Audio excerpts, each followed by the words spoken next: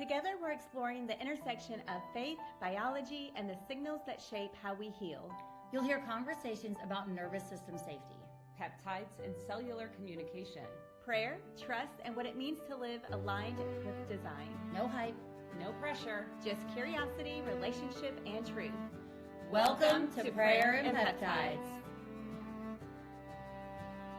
Today, we're talking about hormones, metabolism, health, faith, and stewardship. Because sometimes in the faith world and the health world, people separate the two things when they are really together. We pray for energy. We pray for patience. We pray for strength and healing. But we also stay up too late, live stressed out, don't eat enough protein, don't move our bodies, and then wonder why we feel tired, anxious, and burnt out. So today we want to talk about hormones that control metabolism, how modern life is affecting our health and hormones, and also the idea that faith doesn't replace taking care of your body. Taking care of your body is actually part of stewardship. Before we get into the science of hormones and metabolism, we're going to go deep in today. I just need us to do something first. And if you've been here for more than a minute, you've already started and you know what to do. Because one of the most searched questions I see from women is, why am I always tired even when I sleep enough? And before we answer that with information, I want you to feel the answer in your body first, right now. So let's take a breath together. And if you're driving, go ahead and do this, but keep your eyes open, still stay connected. All right, slow breath in through your nose for a count of 4, hold for 4, and exhale for 6.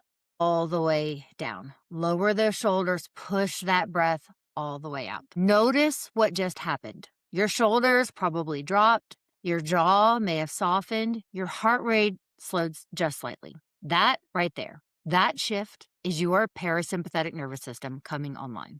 Keep breathing, do another round of in for 4, hold for 4, and a full exhale for 6. That's your body moving from cortisol-driven urgency into a state where it can actually rest, digest, repair, and regulate.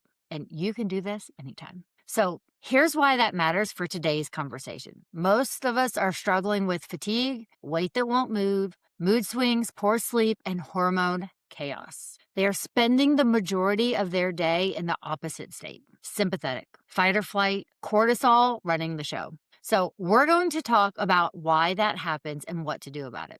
But I wanted you to feel the difference in your own body before we explained it. So one more breath, slow in, hold, and all the way out. Before we talk about hormones, I want you to comment the word of the day, cortisol. Remember, cortisol isn't bad, it's just doing its job. I promise you by the end of the episode, you'll understand that word in a way that changes how you think about your energy, your weight, your mood, and even your faith. Here's the short version before we get into all of it. Cortisol is not the enemy, it is a survival hormone. It is supposed to spike when you need to respond to a threat and then come back down when the threat passes. And that's the problem for most of us, especially those of us who are deep in our faith. We're carrying everyone else's needs. We're staying up late, skipping meals, and calling it sacrifice. And the threat never fully passes. The cortisol never fully comes down. And your entire hormone system, insulin, thyroid, estrogen, progesterone, leptin, all of it gets dysregulated trying to compensate. And then we're looking into HRT, we're looking into our doctors, like what is wrong, what's going on, and we're going to unpack some of that today. So let's get into it. Guys, I am so excited about today's episode because I think that this is something that most people do not think about. I know prior to becoming a certified health coach, this is something that I never really thought about. So let me ask you guys, do you think that health is a willpower problem instead of a hormone problem? Like, in other words, if your health declines, is that because you didn't do something that you should have, or can we just blame it on hormones? Well, knowing me, I'm going to blame it on something I didn't do because I love to critique myself, do all the things. Do I think some of it is hormones? Absolutely. I'm starting to learn more and more that my hormones play a part. And sometimes I need to give myself more grace because sometimes there is hormones that are dealing with things, but instead I will blame myself because that's what I tend to do. And I think as now somebody like learning more, especially that I'm in my is that things do happen. There are things like hormones, genetics, and all the things that sometimes it is a willpower problem, but sometimes you have to learn how to support your hormones to be your best self. I think that that is something that we are taught to do from a young age is to how to ride that dragon. I've heard that phrase, when Aunt Flo comes to visit, like you got to be nice to her or you can be cranky or whatever. I think we learn that at a young age, especially in a faith community of like, we can't let necessarily our hormones and our emotions like run the show. We have to kind of regulate that a little bit. And I know that there are now, again, in my 40s, there are things that I've learned of how to schedule my or structure my schedule. We talked about schedule in season 1 and how important that is. And so there are times of the month that I don't make decisions or I give myself a little extra grace or I don't plan to launch a big project or have a lot of details to do during that phase, right? Because my body's like, nope, we're not doing it. Doesn't matter what's on the to-do list, we're not doing it, right? So navigating that, and again, women are on a 28-day hormone cycle. So knowing what that is, knowing that, hey, there's going to be a couple of days that I'm more hungry, so I need to have a sweet potato on hand or more protein or something that is a different texture because I'm going to be craving something and I don't need to go to the store and get a bunch of junk, which I used to do, right? So those hormones were making that decision and you don't feel well, you don't want to do things, like all of that is going on. Your uterus is jumping ship and it feels like it's just falling out of your body and there's like what do I do with this and how do you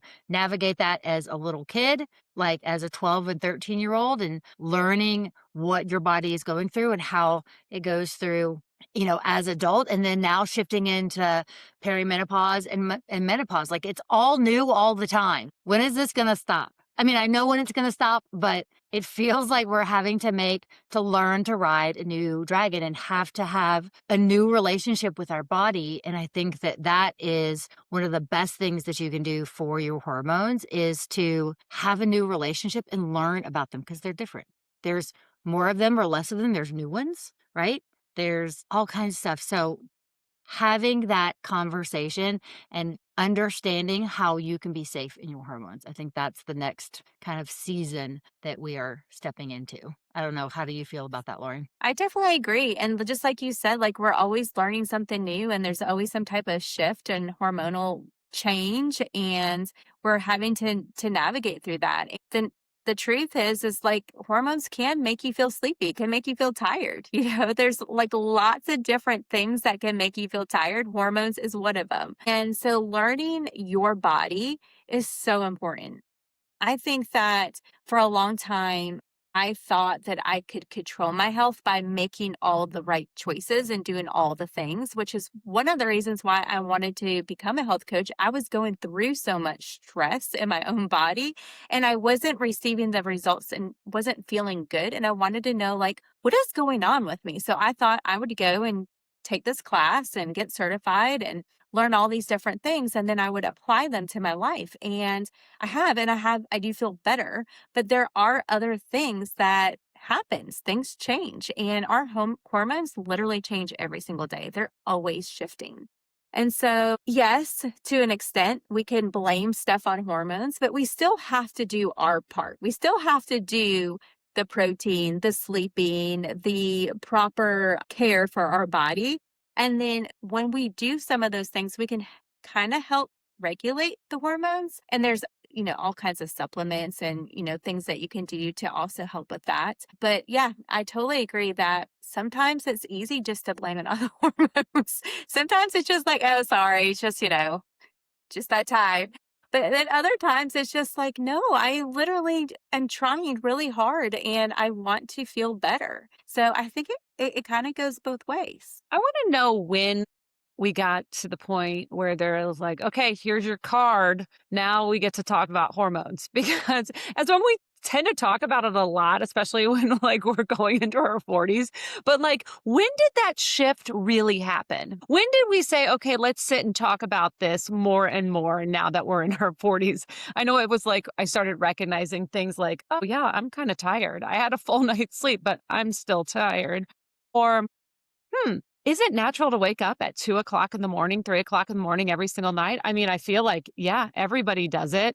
And maybe is there that extra weight gain? Things that I never had to really think about before, all of a sudden, like I feel like we just got this card handed to us when we were at 40s. Like now you're supposed to talk about hormones. You better recognize them. And three, you better take action on them or you're going to be all over the place and spiral. And I think about that balance. But what are some other signs that someone's hormones are out of balance that you guys feel or recognize? Well, the list that we have, so I'm going to run through the list and then we'll go back in to talk about them individually because this list sounds like my current life of the life that I've had since I was 27 because of all my autoimmune and all my fun stuff. So, uh, yeah. So if you're experiencing any of these, welcome to know what it's like to live with autoimmune and then now hormones on top of it. So fatigue, anxiety, irritable mood swings, feeling off, not like yourself, low motivation, mild depression, weight gain, feeling hangry, shaky, craving sugar, trouble sleeping, waking up between 2 and 4 a.m., always having to pee, and not feeling fully rested after a full night. Welcome to my life. This is not perimenopause. This is just my everyday. And then now to have this all exacerbated to look forward to here shortly. Yeah, like it is one of those things that, yes, we need to know am I really feeling depressed? Am I lacking motivation? Or is this because my hormone, I'm not a hormone expert. So is it when your estrogen drops? Is that when you feel low motivation? So I don't know, somebody chime in. If either of you know or somebody in the comments, like all of these things are indicative of a hormone being out of balance. So if we can balance the hormone, we have less of these symptoms. Yeah, I think hormones just are good, but they're also just kind of are crappy. Because they make us feel bad, but they can also make us feel really good. But when there is shift, there is significant differences in just how we feel, but also like how we look. As a hairstylist also, you talk about this a lot with my clients. And I have so many clients that are older that have been warning me about this throughout the years, which I truly appreciate. So I've been hearing about it for years and I'm just kind of like, something happens. I'm like, oh my gosh, is this what, Dawn was talking to me about? Or is this what Heather was saying, when she was telling me about her stories? I think about that stuff. But as a hairstylist that literally looks at people's hair all day long, I can also hear their journey and what they're experiencing. And then they'll say things to me like, my hair is falling out. I'm shedding really bad. Is it getting really thin? And one of the things that I kind of go through with them is that is a question, have you had your hormones checked? Have you had some blood work done? Have you had your thyroid looked at? Because these things actually do control hair loss along with proper supplements and eating the right foods and getting protein in. But a lot of times you can go to just look at your blood work. And if your iron is low, if your hormones are out of balance, if your thyroid's messed up, you will have hair loss. You will have hair shedding. Another one is dry skin. And Anna, you were just talking about low estrogen. That comes along with low estrogen is dry skin. Breakouts, acne. In fact, when I was in cosmetology school, they talked about acne and they said if you have acne on the lower part of your face, especially around your mouth and on your chin, that is typically a hormonal reaction. And then if you see the breakouts on your forehead, on the top part of your head, that's normally a indication of stress. So even in school as a cosmetologist learning these things, we have learned that hormones can affect even things like skin and acne. And so it's very interesting how hormones play in our body. And I don't think we really think about it enough or we don't pay attention to it enough. And just like you were saying, Amy, It's like we get this card handed to us and all of a sudden like, okay, now here you go. Let's be in the know and you get to like join this amazing club. So one of the hormones that I'm really familiar with is cortisol. And because of the life that I've been forced to live, it is learning that hormones make almost all the decisions in my life. So about my energy, about my mood, my weight, my sleep, and my capacity to show up in life as a tolerable, likable person, right? Because some days I'm just not. You got those, I just don't feel it. So when a lot of times when we feel like we've had a personal failure, it's actually a hormonal signal. Like I always want to be genteel and cordial and do the things, but sometimes I just don't, I'm just not. Sometimes there's the other side of that coin, right? And a lot of the time is when I'm at the end of my rope, I'm fatigued, all of the things. So, talking about fatigue, it's the type of fatigue that doesn't respond to sleep. And that's a cortisol dysregulation. I know exactly what that feels like. And then combining that with a thyroid underfunction, your thyroid is the metabolic thermostat of your body. When it slows down, everything else slows down. So digestion, energy production, which is your ATP and your mitochondria, your mood, your hair growth, all of it, right? So waking up between 2 and 4 is a classic cortisol spike. And cortisol follows a rhythm. And when it's dysregulated, it often surges early in the morning, in the early morning hours, pulling you out of sleep right when your body needs it the most. So it can also increase your cravings for sugar and feeling shaky when you haven't eaten for a few hours. And that's insulin and your blood sugar regulation issue, but cortisol plays a big part in that. So, and your body can lose sensitivity to these signals. And then that creates like those mood swings. And every time it crashes, it demands like a fast fuel. And then weight gain. Okay, we talked about this in our last episode that visceral fat is inflammatory and subcutaneous fat is anti-inflammatory. So when you gain weight around the midsection specifically, it's driven by chronically elevated cortisol and insulin resistance working together. They're Bash brothers, right? So here's what I want you to understand. These are not character flaws. That the things that you're doing that aren't moving you in the right direction, we just got to change up our signals, right? They're not signs that you lack discipline or lack faith. You're just sending your body a signal that something in the system needs support. And so the question becomes, are we listening? Hey guys, real quick, if you want to join our community of believers optimizing their health, hit that subscribe button and don't forget to follow us on TikTok, where you will find more information on these peptides, videos of us, and special giveaways from our sponsors. So I went to get some blood work done a few years ago and I wasn't feeling great and I knew I wasn't feeling good. But when I went to my regular doctor through the insurance company that I had at the time, all my blood work came back fine. And so I was like, there's something more to this. I'm not feeling good.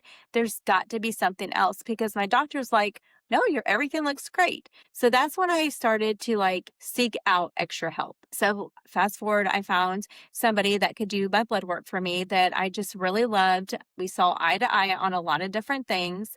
And she listened to everything I told her and did not make me feel like I was crazy. She literally said to me that she heard me and she said, let's just test you on a bunch of different stuff. And she helps get me some answers. And I truly appreciate that. And one of the things that she tested me on that I never even thought about getting tested on was heavy metals. And this, I don't know why I never really thought about it because in the salon, my hands are in color. They're in shampoo every single day. I'm wearing gloves, but sometimes I don't put on the gloves when I'm shampooing someone's hair. And you get all these ingredients going right into your skin. It literally takes 22 seconds for any type of product to go through your skin and into your bloodstream.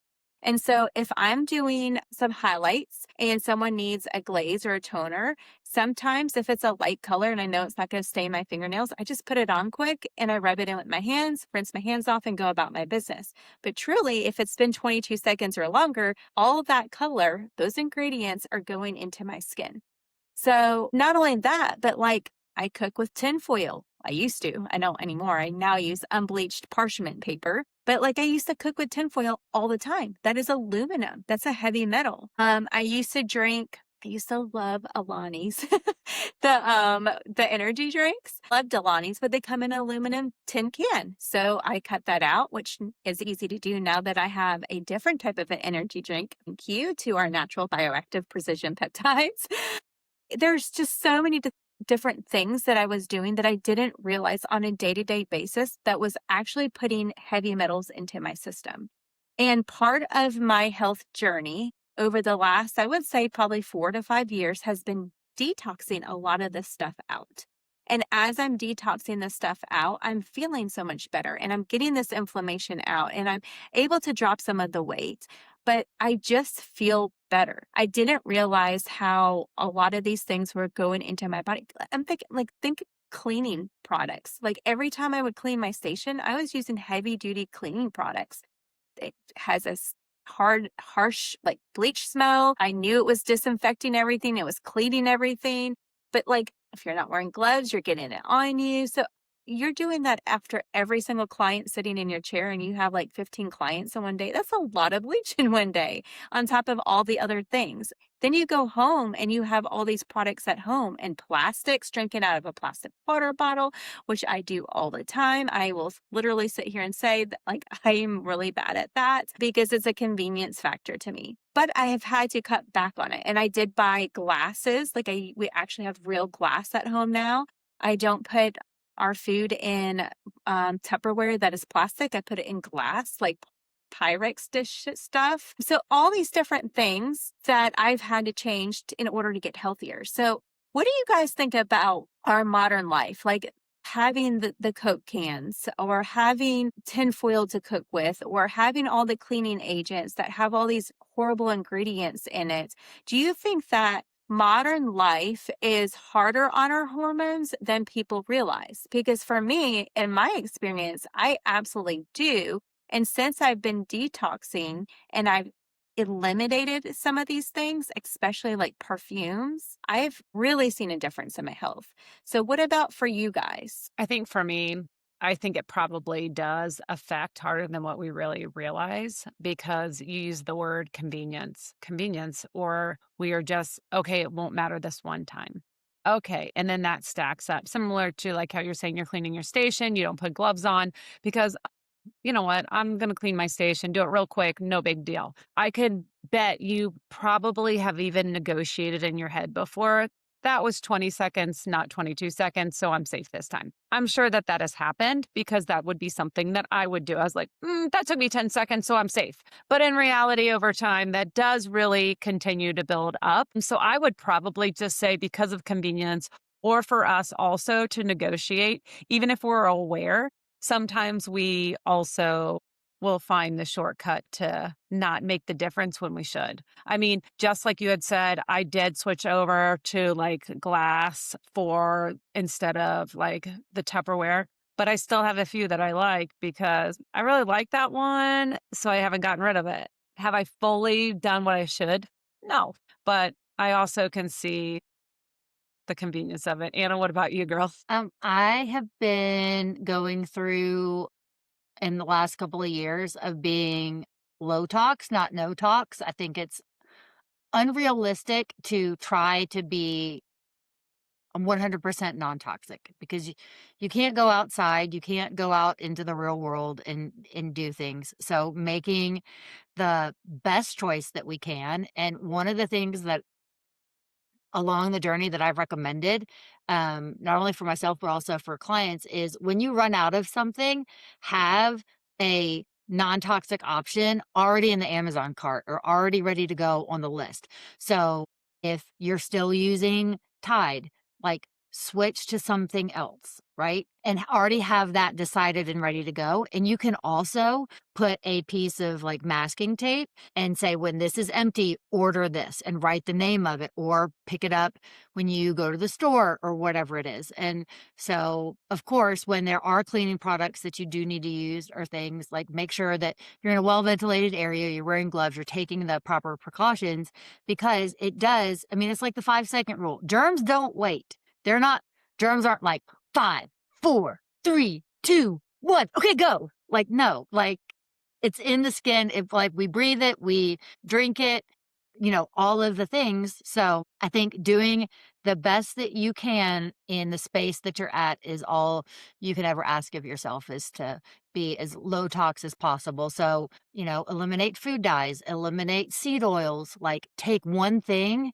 and do that kind of across the board. And there are lots of great options now that actually work and do all of the things.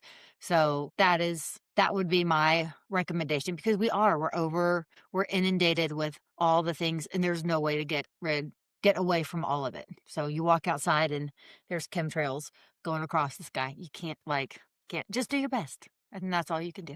I love that you said do your best. Lauren was talking about how she had to find the doctor that would run the right tests for her. That's what I had to do, similar too, was find a doctor that just didn't, because with my autoimmune, some of my labs would come back normal. You're in the normal range, especially with like my thyroid. And I'm like, yeah, I should not be at a 4.0. I need to be like a 1.2. That's when I'm optimized. Like, thank you for listening to me. But I also start thinking about it.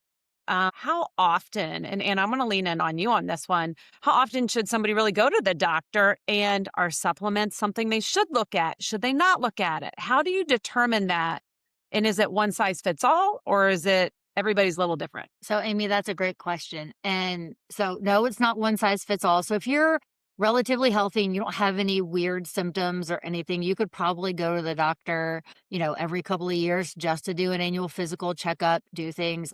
I recommend getting your labs. If you don't have a chronic illness like Amy and I do, no autoimmune, do your labs once every 2 years, just so you know the baseline. So like Amy said, she's in the normal range, but do you know who's in the range?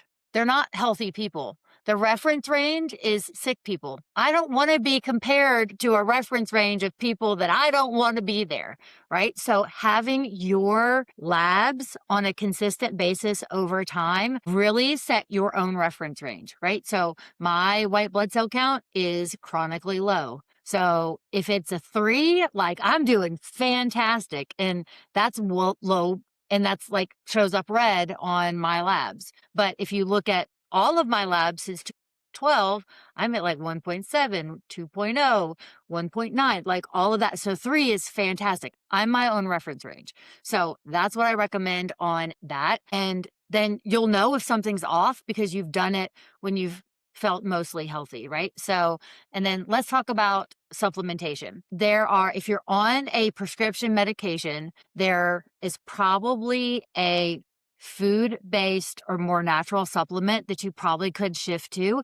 But shifting from a prescription to a supplement is not the end-all be-all for fixing it either, right? There's targeted things that we need to do.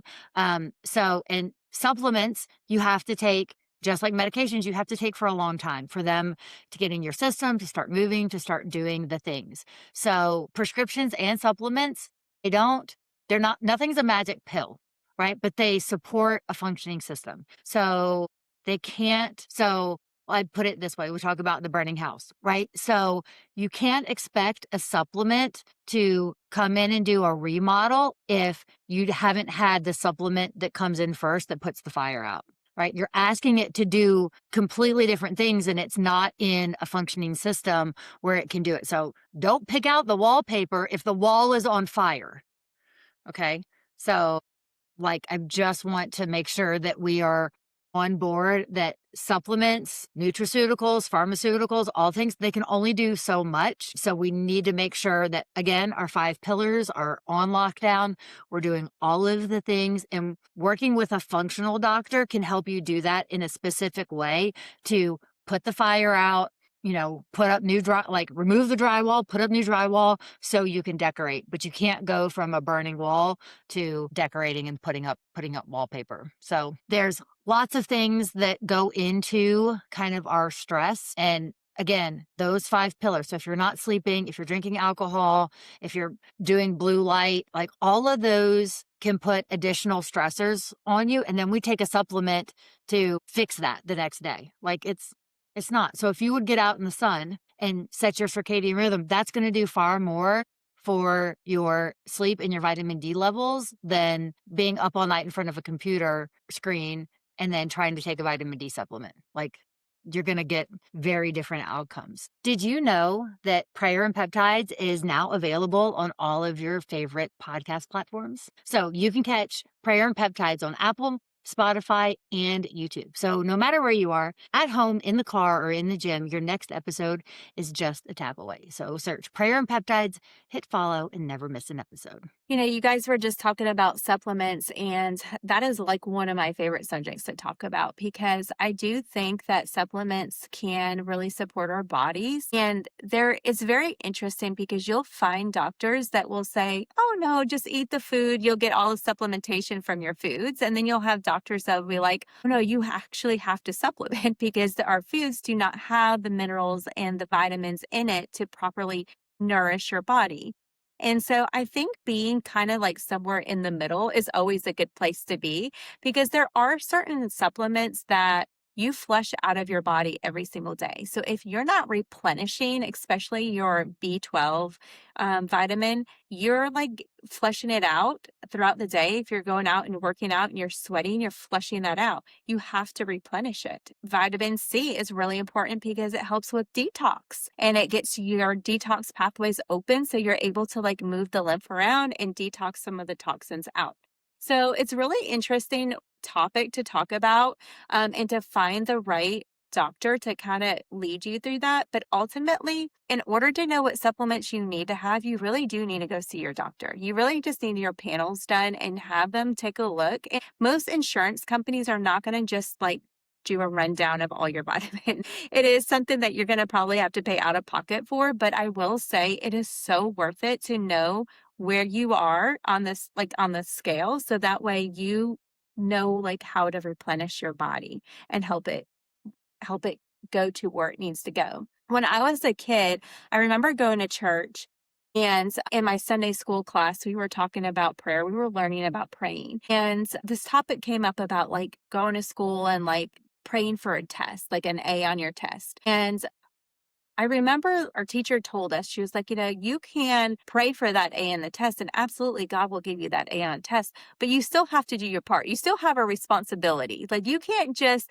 like mess around, you know, purposely not study, not listen in class, not do your homework, and then turn around and ask God to give you an A on a test. Like God is not a genie. That's not how this works. He has his part and he will do his part, but you also have your responsibility. You have your part in it as well. And so I think it's the same when it comes to our health. Like we have to take ownership of our life and of our health, and then we leave the rest of it into God's hands. And so part of taking ownership, part of taking care of our health is going to the doctor.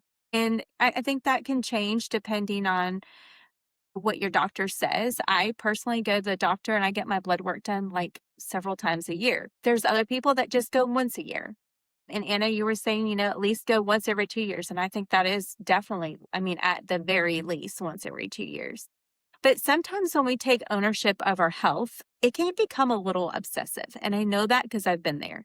Like literally going and getting my blood work done every quarter and seeing my numbers. And I'm like, oh my gosh, this went down and this went up and this is doing good. And I needed this supplement and this supplement's going to help me here and yada this and da da da. And you just get like lost in it. And you think that you are preventing all this like sickness that could come, that you are managing the sicknesses that you are feeling. But at the end of the day, we only have so much control. Like we can do all those things, but at the end of the day, we can only have so much control because we have to leave it in God's hands. And so where do we draw the line? Like, is there like a definite line where we can say, okay, we're going to do this much and then leave it in God's hands? Or do we just surrender our whole body to God and we just, okay, lead me? Like, where is the line? Like, what do you think? You know, for me, I think you really touched something when I first started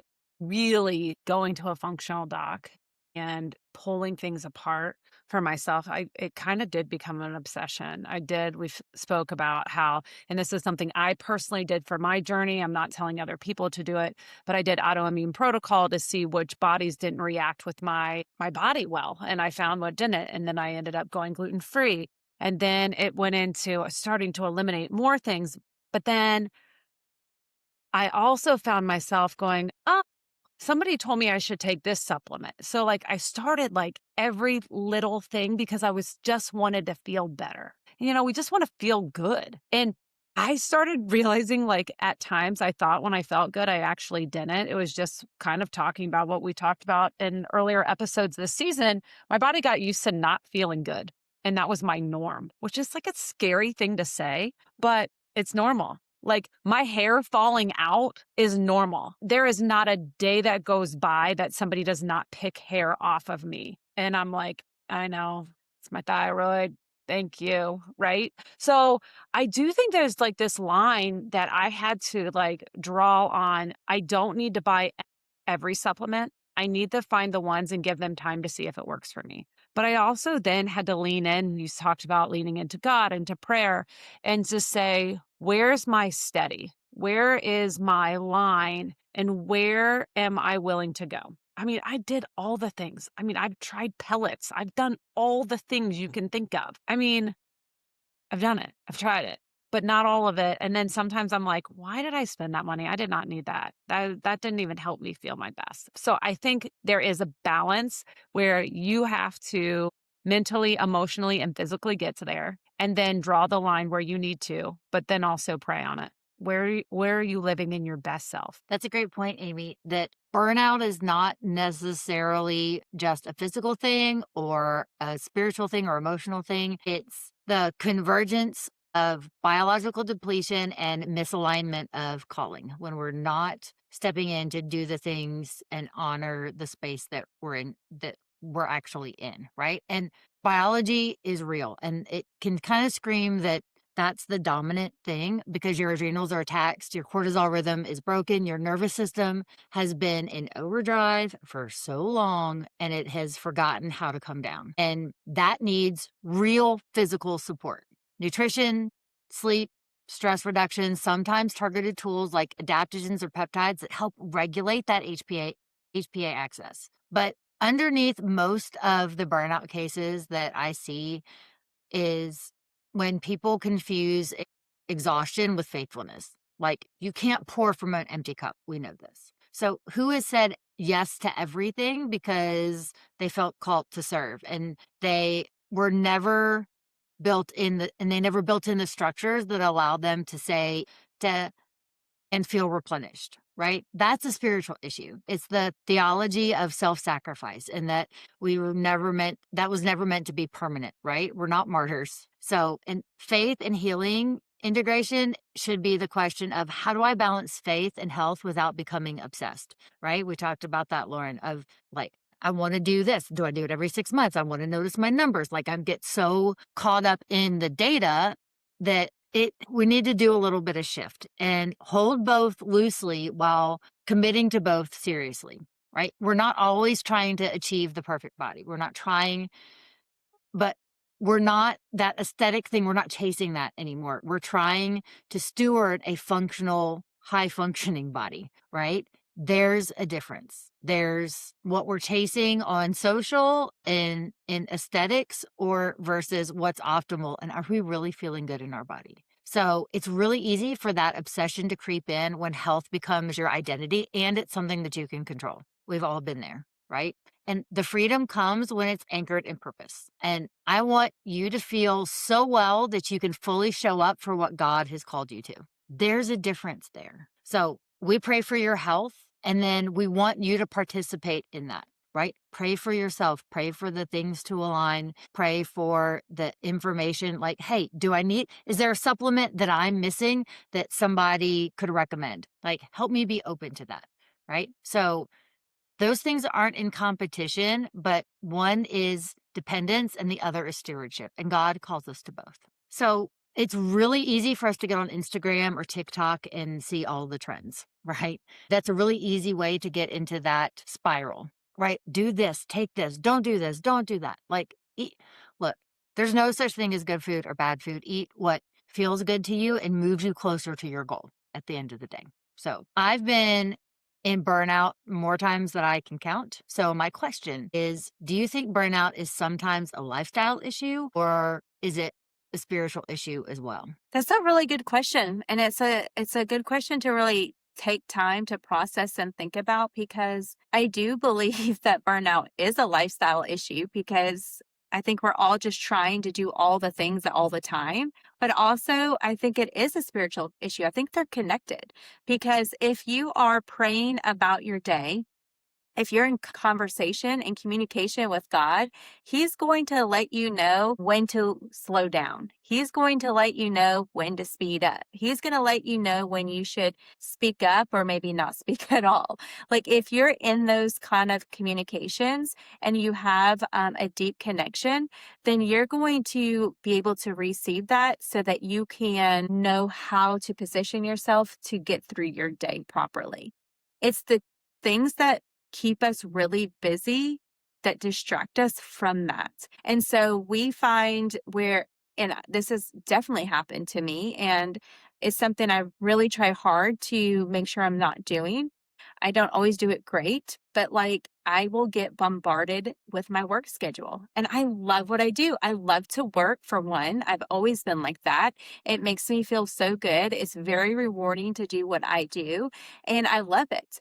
And I love people. And so I get to be around people all the time and talk and hang out and do hair.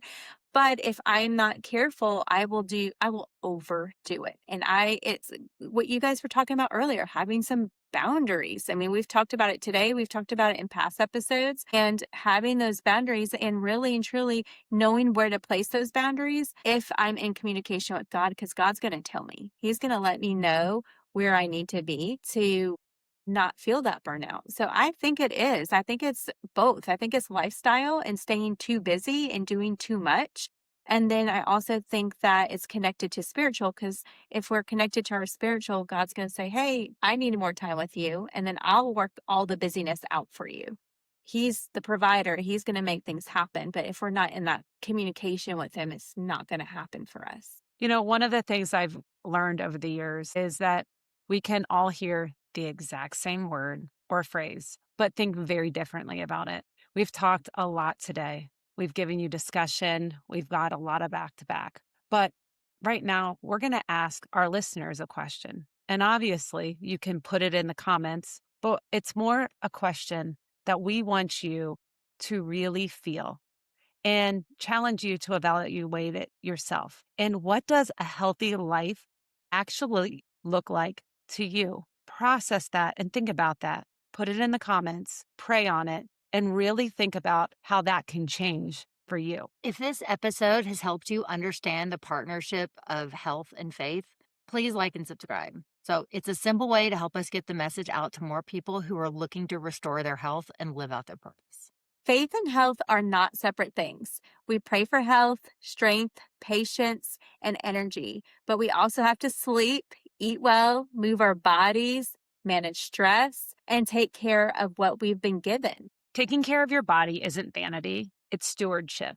And long-term health isn't built by punishing your body. It's built by supporting your body. Pray for your health, but also participate in your health. Faith is not a replacement for taking care of your body. It's a reason to take care of your body. We'll see you right back here for our next episode. Until then, stay prayerful, Stay focused, and live on purpose, one signal at a time. If something in today's conversation stirred you, send it to the person who came to mind. That's how this message moves, person to person, and we can't do it without you. If you want to stay connected, go ahead and subscribe, like, and turn on notifications so you don't miss what's next.